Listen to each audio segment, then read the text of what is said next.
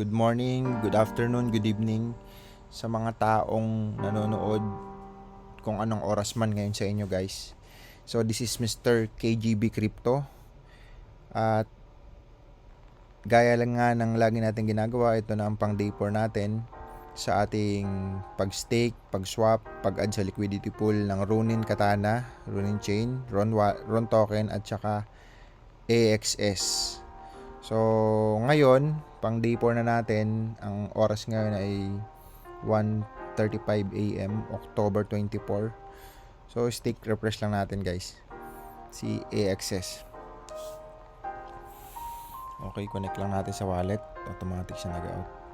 So, medyo tumaas ang aksi ngayon, kaya tumaas ito. So, restick lang natin kahapon o ito ngayong araw, madagdagan niya ng 31 kasi kumita ngayon. So, restick lang natin, 489. Stick na natin plus 31 yan guys. So, ito lang siya. Gagawin ko siya sa loob ng 1,000 days or bago mag-bull run. Kung alin naman mauna doon. At hanggat may staking si Axie, si AXS, tuloy-tuloy lang to. Hindi ko siya tatanggalin dito. So, kahit papano, additional income rin ito. Kaysa sa nasa ibang exchanger na nakatenga lang, i-stake mo lang din doon. Ito kasi may pinakamalaking APR sa ngayon sa kasalukuyan. So, nadadagdagan na siya ng 33,521. So, 33,521. At dito naman tayo sa Katana. So, sa Katana natin, kahit pa paano, meron din tayo dyan 8,000, tama ba? Ito, 9,400. So, i-claim lang natin yan. Bakit pending? Yun. So, claim lang natin.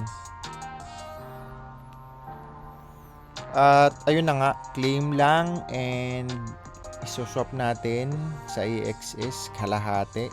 And then, saka natin i-add sa liquidity pool. And then, i-go natin papunta sa stick ulit natin. Araw-araw, guys. So, punta na tayo sa swap. Kalahati lang muna nito. So, kalahati niyan.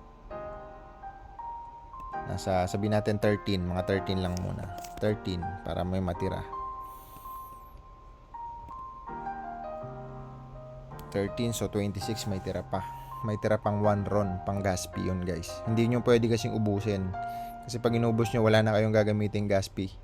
Dahil ang ginagamit dito sa Katana ay ang Ron token. Yun ang ginagawa nilang pang gas fee. Same sa ibang blockchain na gamit natin, Ethereum or BNB or iba-iba pang gas gaya ng Polonic, tawag dito, Polygon at iba-iba pa.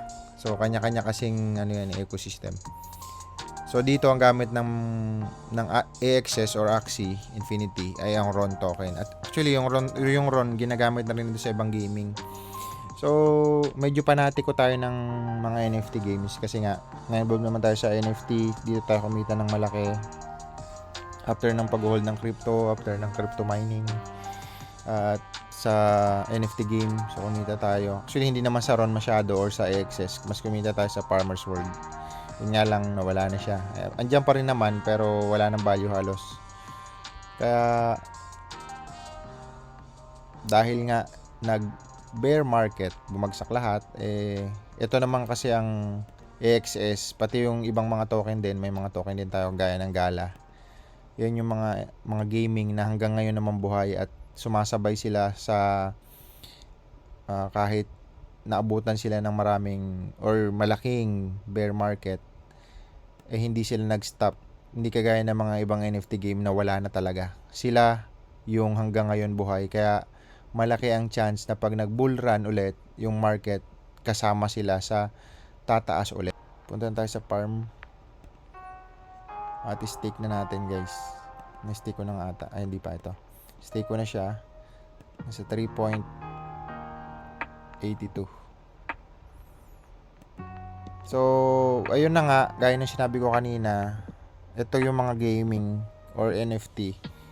Or NFT game na hanggang ngayong buhay at tuloy-tuloy yung development. Di kagaya ng mga natayaan ko din na ibang mga NFT game na wala na. Hindi na nag-stop na ng development yung mga developer.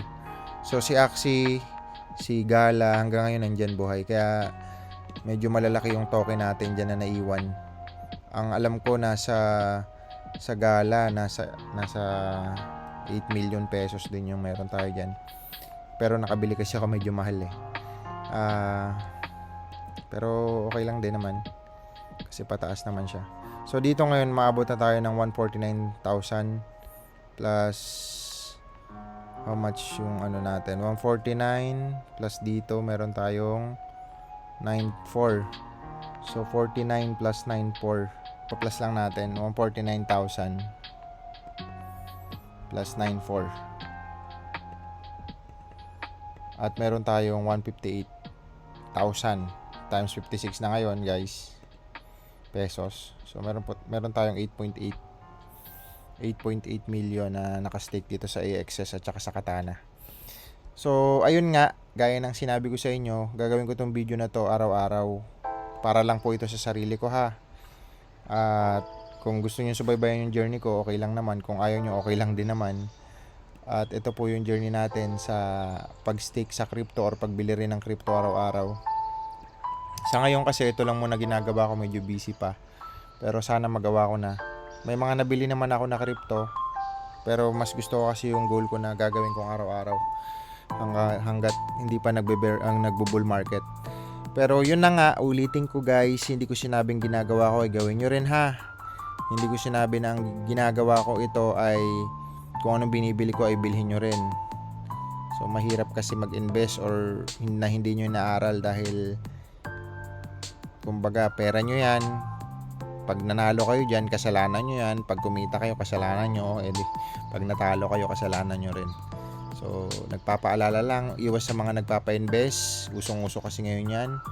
Yung mga nagpapa-invest na 10%, 5% a month, nag-i-issue pa ng cheque, or kung ano pa man na involved sa crypto, forex, guys. Ganito lang logic lagi niyan.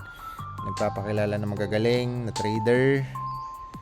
Lagi niyong tanungin, patingin ng history, at least 1 year history ng portfolio. Pangalawa, kung magaling na trader yan, dapat hindi yan nagpapa-invest. Kasi kung magaling yan, malamang kumikita yan.